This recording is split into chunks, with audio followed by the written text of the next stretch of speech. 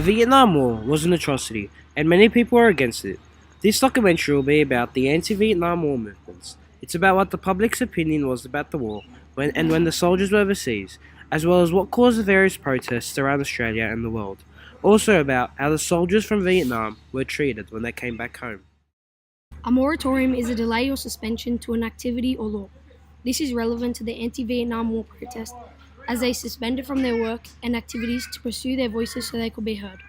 On the 8th of May 1970, the Vietnam protests were the largest public demonstrations in Australia that represented growing discontent within a portion of Australia's population that was against conscription.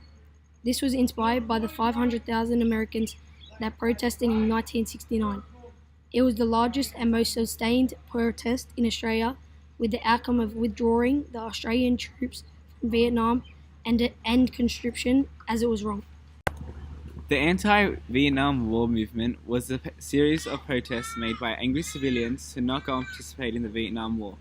The protests took place in the late 1960s and early 1970s and mainly took place in the United States but then spread out to the other impacted countries.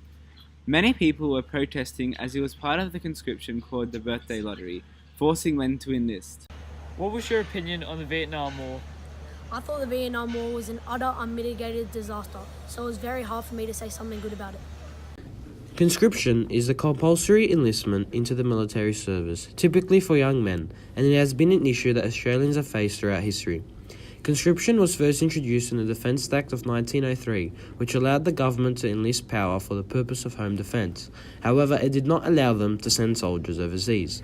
Although this changed in 1964, as the National Service was introduced, which meant that the government had the authority to demand enlistment from the people.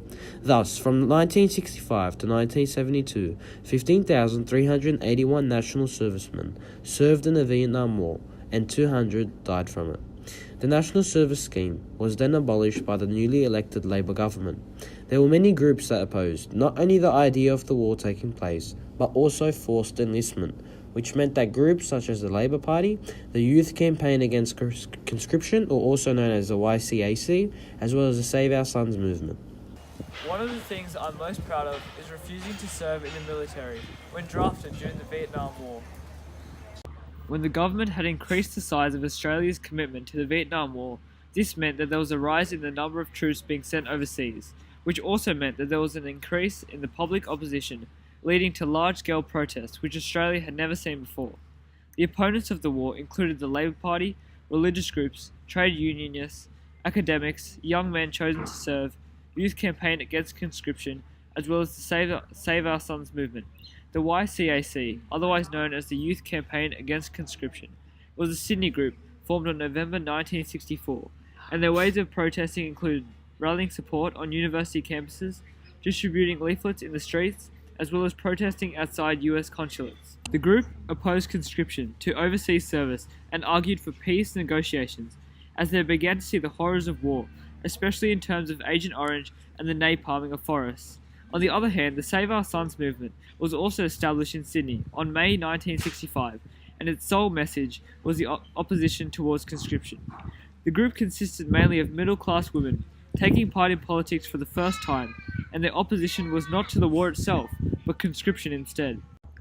The methods of protests varied from group to group. However, for the YCAC movement, most of the acts included burning draft cards, leaflets, large-scale protests, as well as demonstrations outside politicians' homes. It also included protests outside Parliament and US consulates. The SOS movement, however, was different from others, as they wanted to be perceived as silent protesters without the use of violence and such. This meant that they wore blue and white sashes, handed out leaflets of anti-conscription, maintained an image of respectability as a way to avoid being labelled as militants, and they also conducted silent vigils outside army depots at the induction of conscripted men. Then, it was on 8th of May 1970, where it was a defining moment for Australians, as it showed the sheer amount of disapproval of conscription, and it was the largest public demonstration in Australia's history at the time. A moratorium, in a sense, is to stop business as usual.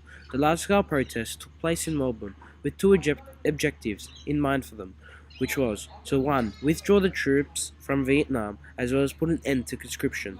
The first moratorium attracted 200,000 people, mainly groups of people who opposed the war, such as the clergy, teachers, academics, unions, politicians, and school students. This also meant that the donations were coming in at an unprecedented rate, allowing these groups to continue their distribution of leaflets and services. Many Australians also did not support these moratoriums, mainly due to the fact of their huge size and the intensity taking place during the protest, as many would have found it to be threatening, especially the Conservatives who supported the war in the first place. Overall, it is hard to determine whether these protests and the moratoriums that were held truly did impact the government's decision to withdraw troops from Vietnam, as they mostly followed the US and their involvement in the war. I have asked for this radio and television time tonight for the purpose of announcing that we today have concluded an agreement to end the war and bring peace with honor in Vietnam and in Southeast Asia. However, there are many positives that can be taken from these protests, such as the proof of the Australian population's willingness to oppose their government and the choices they make, especially when it impacts them in a certain way. It also meant that women had come to a realization of the power they possessed and their influence. Overall, there are many differences and similarities between Australia and America in terms of their anti-Vietnam War movements. The similarities they possessed included the idea that firstly, they both feared communism and believed in the domino theory, thus justifying their role in the war. But it is also important to note that they were both against the military's role in the country, especially after the My Lai massacre, as this is the point in the war when people began to realize the need for a protest, an attack on the government's choice to be there in the first place. Additionally, they both also saw a wide number of protesters who saw the need for a protest to enact change and influence the government. The differences, however, are that Australians mostly oppose the idea of conscription rather than the war itself. This, however, does not imply the fact that Australians supported the war, but most of the protests that ensued were due to the fact that conscription was being forced by the government, which inspired the mothers to protest. It is also important to note that America had indeed acted on the public's disapproval of the war, whereas the Australian government basically followed America's lead in the way out rather than acting on their own before.